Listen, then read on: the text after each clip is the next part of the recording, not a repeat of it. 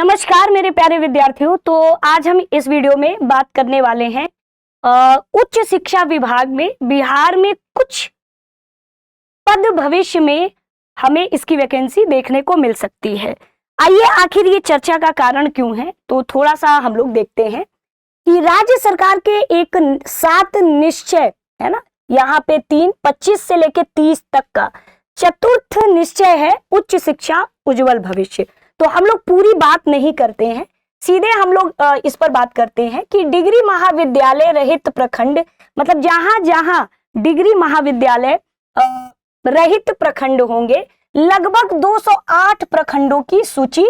है ना पूरी तैयार की गई है इसमें, है ना, अनुलग्न है ना, पूरा का जो भी हो इसमें लिस्ट होगी में डिग्री महाविद्यालयों के स्थापना व नामकरण, यानी कि इस पूरे प्रखंड में डिग्री महाविद्यालय की स्थापना व नामकरण और महाविद्यालयों को संबंधित क्षेत्राधिकार वाले राज्य के विश्वविद्यालय की अंगीभूत इकाई के रूप में मान्यता, महाविद्यालयों के औपबंधिक संचालन, प्रति महाविद्यालय शिक्षक यानी हर महाविद्यालय में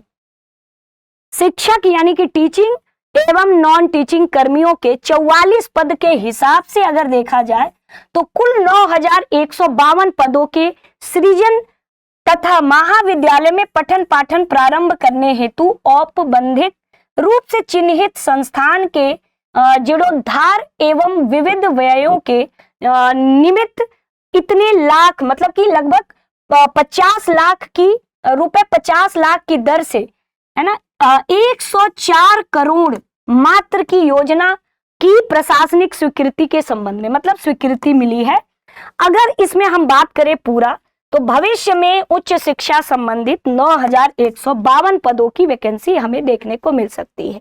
यदि आपको बिहार में असिस्टेंट प्रोफेसर है ना,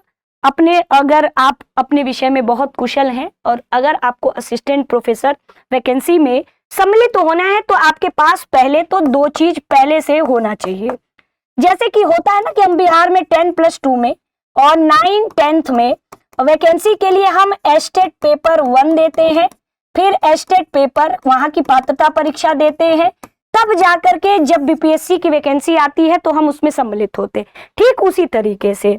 जब भविष्य में हमें अगर असिस्टेंट प्रोफेसर की वैकेंसी देखने को मिलेगी, तो सबसे पहले हमें क्या पास कर लेना होगा, या तो आपको नेट की परीक्षा यूजीसी नेट आपके पास होना चाहिए,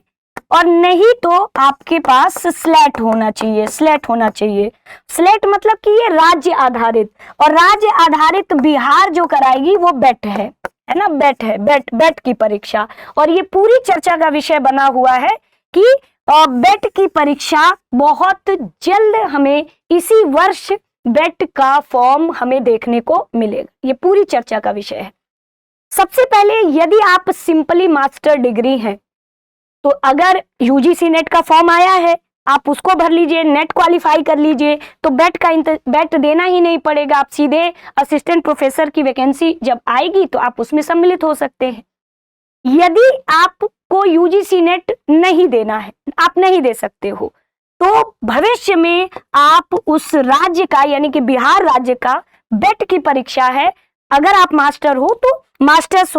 डिग्री आपके पास केवल है, तो आप बेट की परीक्षा में सम्मिलित होके पास करके, और ये एक पात्रता परीक्षा है और आप अपने पास रख लीजिएगा, और फिर भविष्य में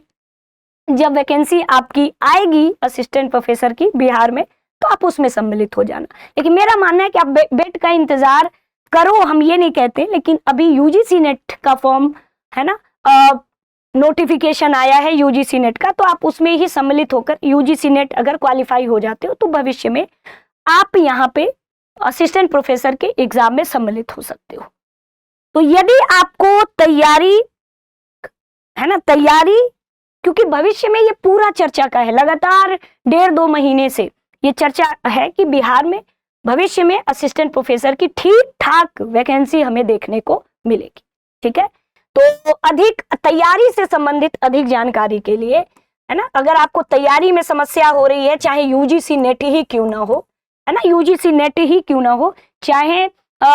तो आप बिहार असिस्टेंट प्रोफेसर की भी तैयारी से संबंधित आप 87 हमारे यहाँ यूजीसी नेट, दृष्टि लर्निंग ऐप पर यूजीसी नेट और यूजीसी नेट के साथ आपका यूजीसी नेट और